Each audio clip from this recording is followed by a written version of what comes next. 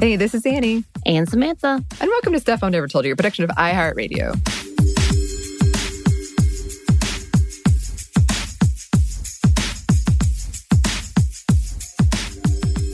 I have a very simple question for you today, Samantha.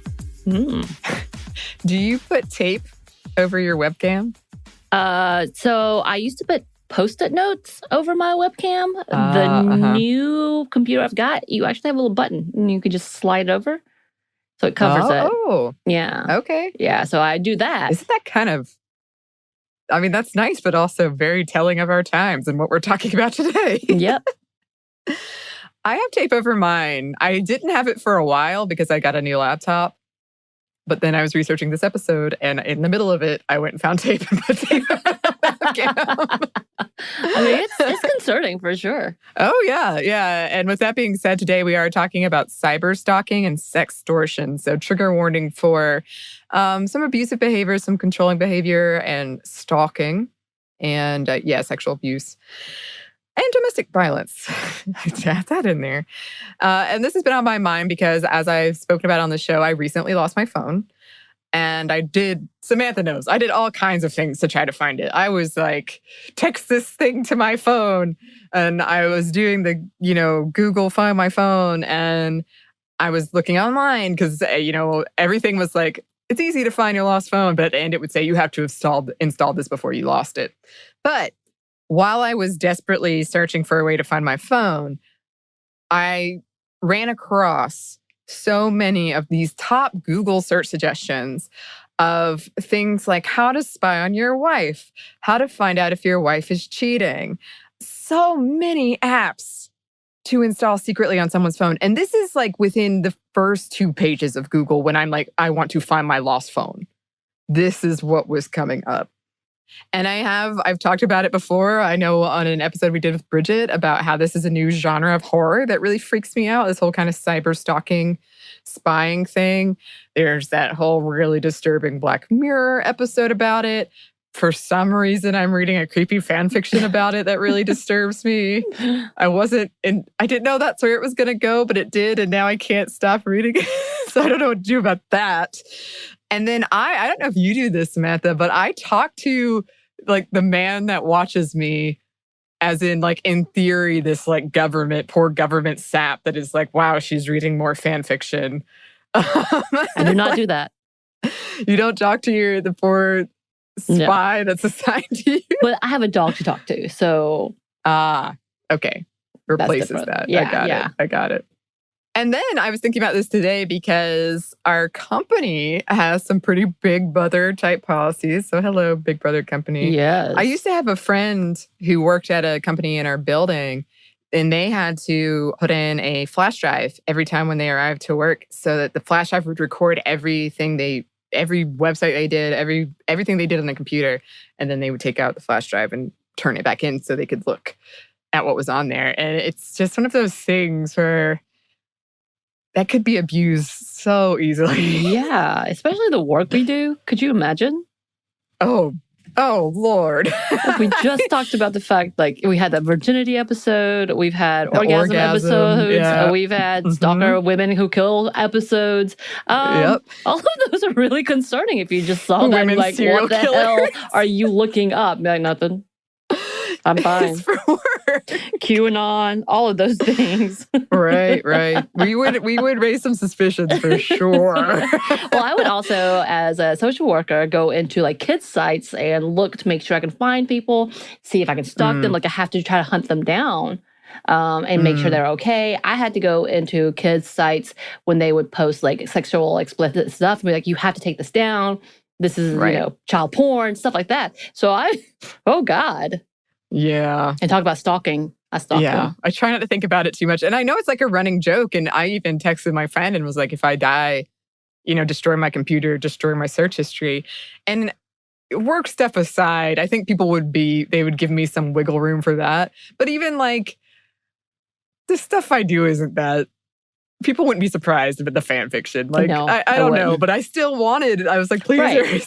It's kind of like I have a setup. Like, if I disappear, you go to these places, take these things, and get rid of those things. Not because they're Right. anything bad, but I'm more embarrassed. Right, exactly. It's the embarrassment, and you're not there to defend yourself. Right. That's right. That's how I feel too. Just It saying. makes you sound so much shadier. Right. We're not hiding anything, y'all. No, definitely not. So we have done past episodes on stalking. Check those out if you want to learn more. We did also discuss a lot of what we're going to be talking about in our grooming episode. And the recent episode we did with Bridget about online harassment, all of that's kind of at play in this conversation. And then I did want to put this in here. Earlier in 2021, over 30 women sued the website Pornhub and their parent company, MindGeek, for operating as a, quote, classic criminal enterprise and hosting and profiting from content that, according to them, is non-consensual that may involve child pornography, sex trafficking, and rape and sexual assault. The lawsuit claims that the site and the company behind it allowed for the posting, incentivization, and monetization of this content. In the words of one of the attorneys representing the plaintiffs, the case is not about consensual porn or negligence. It's about a porn company's intentional election to include in their business model rape and other non-consensual content. The lawsuit alleges that the company purchased bulk content from sex traffickers and hid it under shell corporations. Some girls report being pressured by boyfriends to send videos of them undressing, which then got posted. So that is also a part of what we're going to be talking about. And this is a complicated situation that often gets oversimplified. Of course, any of this content they're talking about should get taken down, and Pornhub should be held accountable for the content they host. But at the same time, you do get conservative groups decrying porn in general. That muddies the whole thing. And we've talked about that before with, you see that with like QAnon and all that stuff. But yeah, this is not exactly what we're talking about today, but we are talking about things that allow for stuff like this to happen. Right. So let's get into the basics. Yes. What is cyberstalking? According to Marshall, cyberstalking refers to the use of the internet, email, or other telecommunication technologies to harass or stalk another person. It's not the mere annoyance of an unsolicited email. We get all of those. We know that. It is methodical, deliberate, and persistent. The communication, whether from someone known or unknown, do not stop even after the recipient has asked the sender to cease all contacts, and are often filled with inappropriate and sometimes really disturbing content. Cyberstalking is an extension of the physical form of stalking. Yes, and it's related to sextortion, which is a term that first started popping up in 2010, though it may have first appeared in 1950. The DOJ addressed it in 2011, and the FBI cautioned about it in 2012. So this is when someone threatens to release sensitive information, images, or videos unless the target sends nude pictures, performs a sexual favor, pays them some money, becomes a, quote, cam slave, things like that, maybe a mixture of all those things.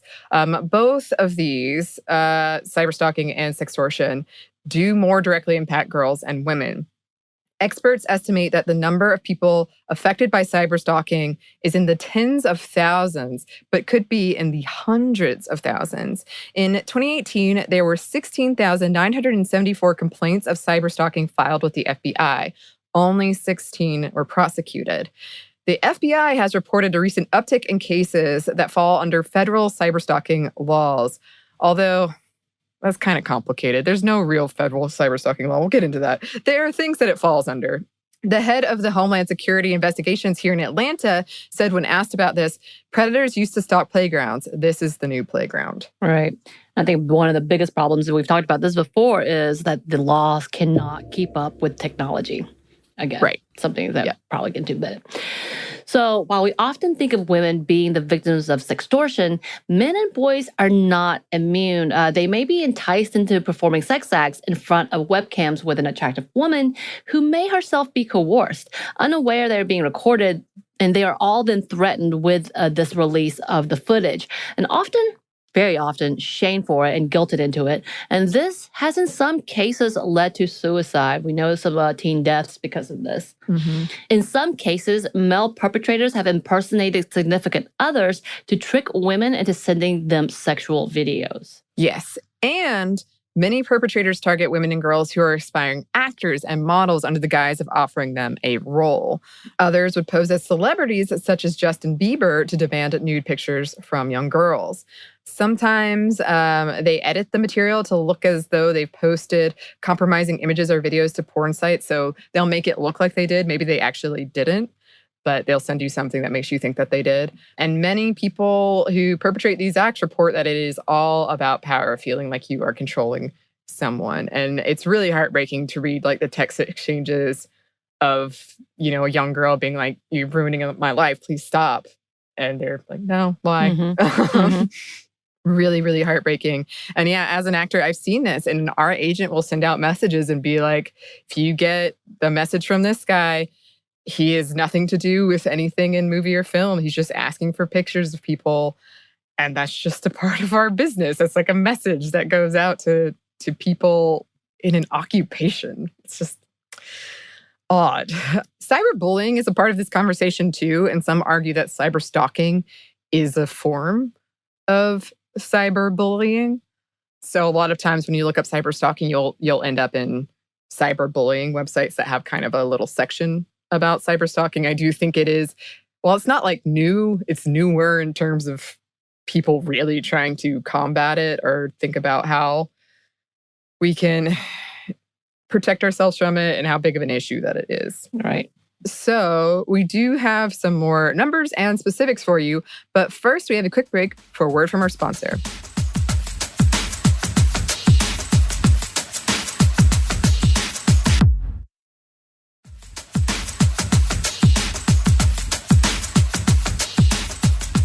And we're back. Thank you, sponsor.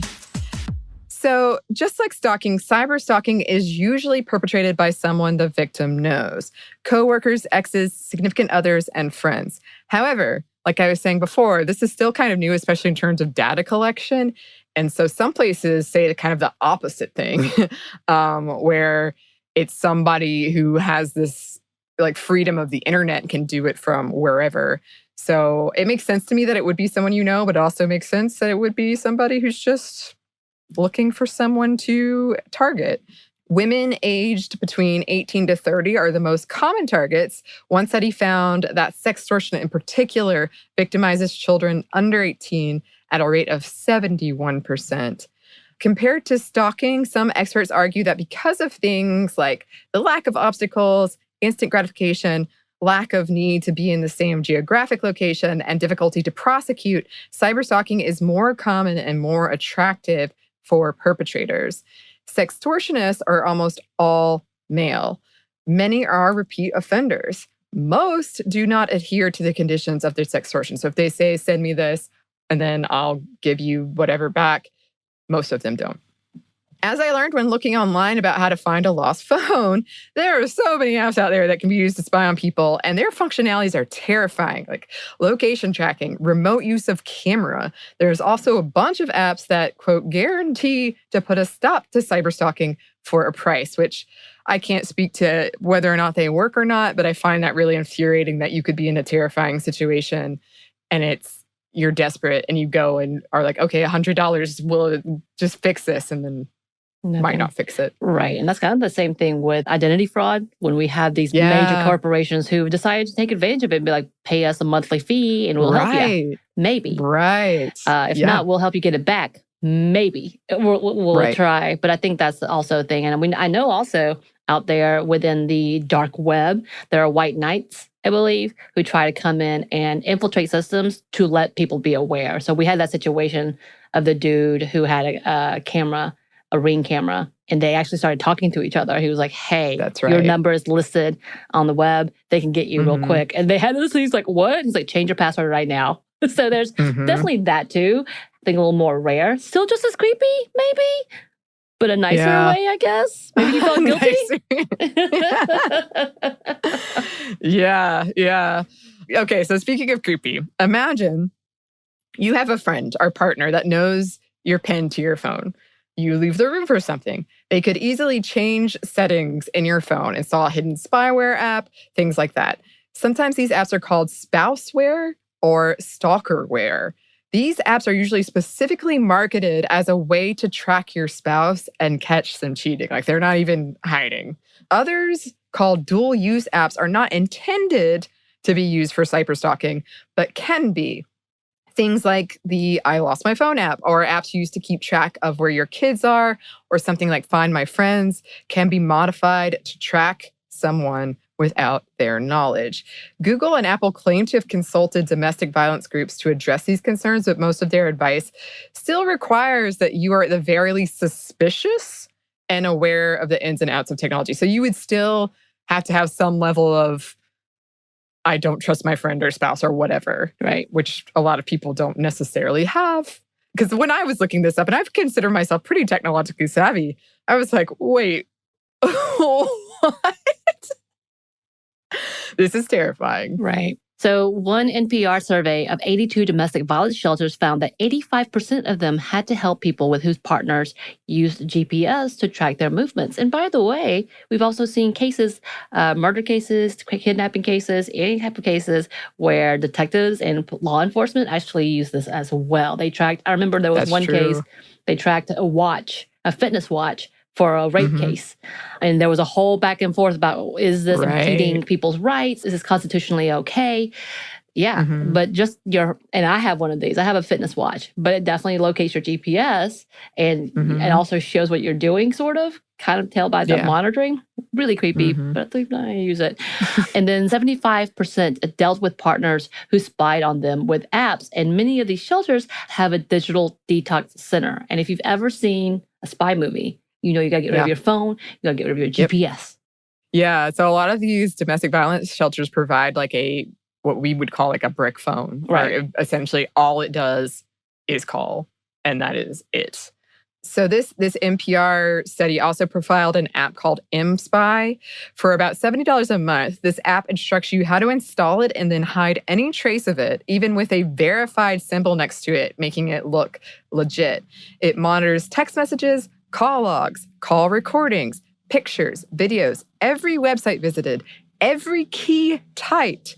This allows people to figure out people's usernames and passwords. It can be used to block phone numbers, further isolating the victim, and location tracking all on top of that. But one of the scariest things is the eavesdrop function. When someone calls, whether you answer or not, the speakerphone is activated and recording starts. So as someone who gets like probably 20 spam calls a day, that would be a lot of eavesdropping that could happen to me. Right. So most, but not all states have laws against cyberstalking, and it's recent. And those that don't, usually they'll prosecute cyberstalking under harassment or stalking laws. There isn't a federal law against cyberstalking, but there is one that covers it. So many loopholes. However, many officials aren't fully up to date on the ways people can be harassed and victimized using technology. We know this. Many of them don't even understand the technology. Many of them don't believe this technology. Right. Which makes this whole thing super difficult. Many law enforcement offices don't have the resources, even though they get millions of dollars. They have lots of weapons. Just know that. Some outlets have pointed out the prosecution is frequently quite lenient, and they are, even no matter what. And we've seen them in way too many cases when it comes to bullying. They don't even have that on record for face-to-face bullying. So having it on an internet text, it doesn't work, especially when you start talking about the First Amendment, which is completely misinterpreted for this specifically. Yeah, and there are so many case studies or examples that were given in researching this, and I know we've talked about them before, but where women would, be like, I'm being cyberstalked, or this is what's happening to me, and they would have to explain the technology, like they would have to do this whole extra step. And then kind of having, this bemused, like, are you sure this is a thing response? Can't you just delete it? Yeah. And this doesn't include the victim blaming that is associated with all of this. So immediately, if you have a sexy picture, your credibility goes out the window. Yeah. So the technology available and the level of data collection that happens on the internet just at large has played into these high numbers of cyberstalking that are, continuously going up.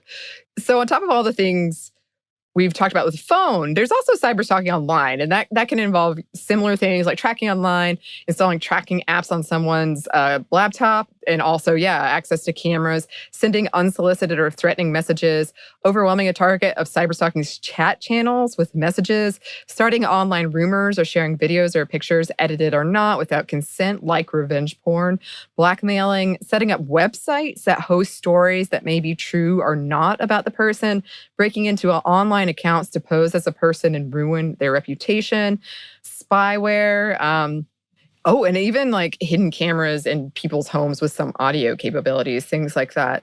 All of this usually takes place over time, and it is a very, very scary experience that is, yes, often dismissed. Cyberstalking can result in negative outcomes like trouble sleeping, hypervigilance, nightmares, high levels of stress, trouble eating, feelings of loss of control and safety, feelings of helplessness, fear, and isolation, things like that. Yeah, there's so many things. So online dating has also played into this, which sucks because a part of dating can be sending sexy pics, messages, or videos. I've never done that. Part of this is because I worked in social work and I knew what was happening.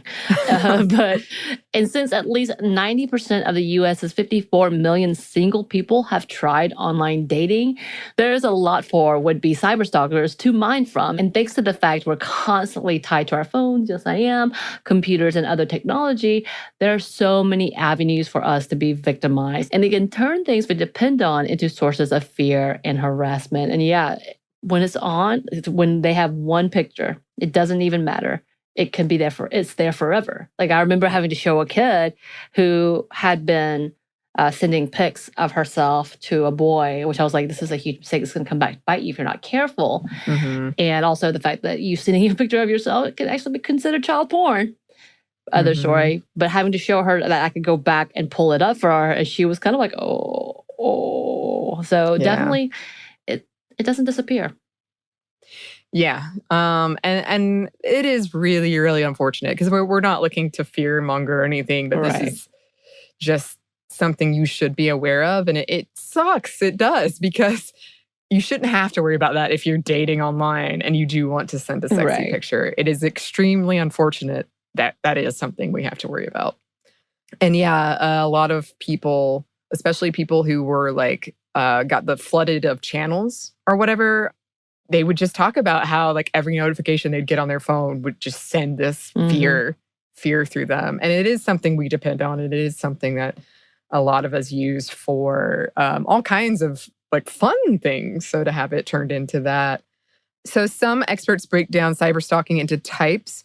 One of the most common is email cyberstalking. This can involve trying to fix a relationship, start a relationship, threatening or traumatizing through unsolicited messages, sending viruses, or flooding someone's inbox. Then there's internet cyberstalking with the goal of slandering or threatening the victim. This can involve breaking into accounts, spoofing, sending pornographic images, and using spyware.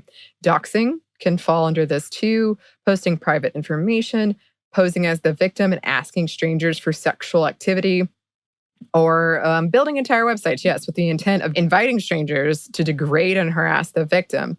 Victims have reported strangers showing up at their door or place of work expecting sex. In one case, over 1,000 people showed up at his home. But then there are computer cyberstalkers, stalkers who control the victim's computer, which is also terrifying. Also terrifying. So we do have some advice, but first we're going to pause for one more quick break for a word from our sponsor.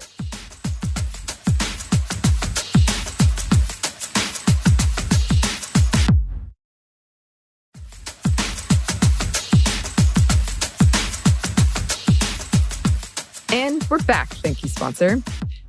So if you suspect or have confirmed you are the target of cyberstalking, organizations have some steps and advice to take, which is further complicated because a lot of it's online. So again, if you haven't already looked this up, it can be something frightening or perhaps not even possible on your home devices. Here's what Marshall recommends. Trust your instincts and exercise caution if you have an abuser who is good with technology. So if you notice things like difficulty turning off phone, or if it takes longer than normal, an unexplained increase in your data bill, an increase in battery drainage, it could be a spyware app. Experts also suggest checking to see if your phone is rooted or jailbroken. Backing up your phone is also a good idea. All of this is with the caveat that a stalker or abuser may be able to see what you're doing. So you have to take that into account and make sure you're doing what is best for you in your particular situation.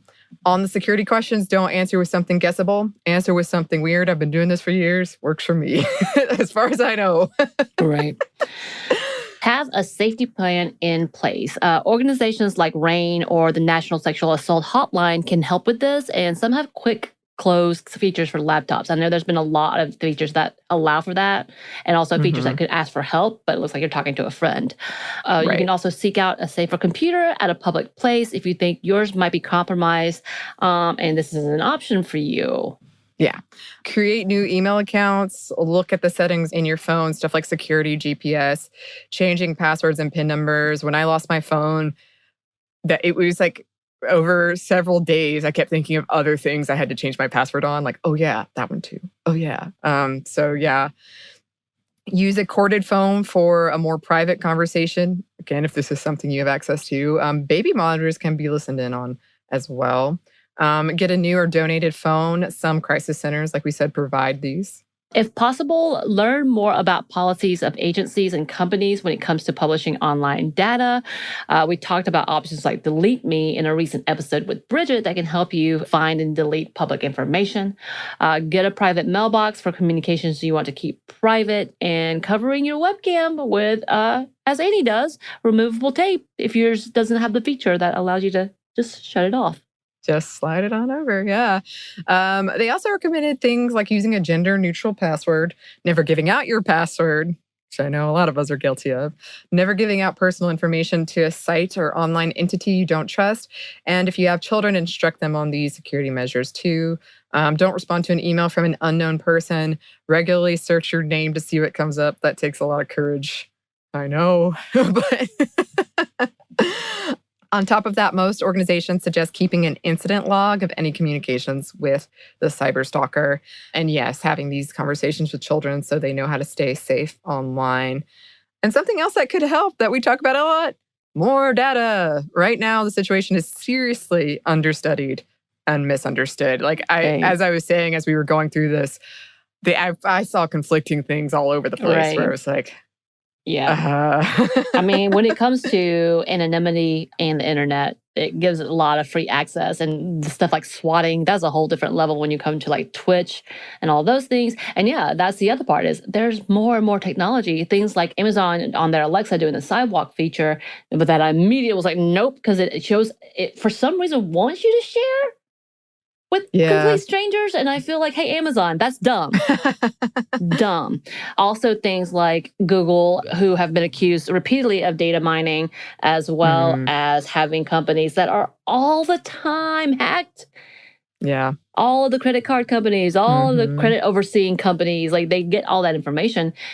And identities being sold because they have features like that. We're not even talking about that as part of the cyberstalking, because, that's easily accessible. We've known for a long time, if you go to White Pages and you want to pay some money, you can get complete access to home, phone number, address. You just have to pay $10 a subscription, which is really, really absurd and quite alarming, as in fact. So that doesn't even include any of that. We're talking more about the personal level. But when it comes to, and we've talked about this with Bridget, corporate responsibility, and no one really actually dealing with that, that's a whole different conversation.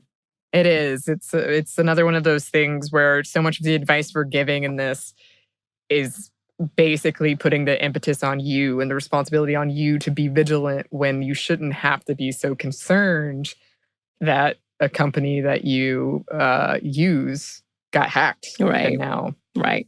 And we shouldn't have to pay extra money for buying a service that should have been already included in the service that we're paying for.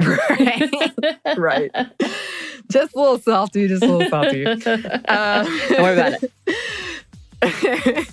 Well, listeners, as always, we would love to hear from you. You can email us at stephanie@momstuff@iheartmedia.com. You can find us on Instagram at Steph Never Told You, or on Twitter at momstuffpodcast. Thanks, as always, to our super producer, Christina. Thank you. And thanks to you for listening. Stuff I Never Told You is a production of iHeartRadio. For more podcasts from iHeartRadio, visit the iHeartRadio app, Apple Podcasts, or wherever you listen to your favorite shows.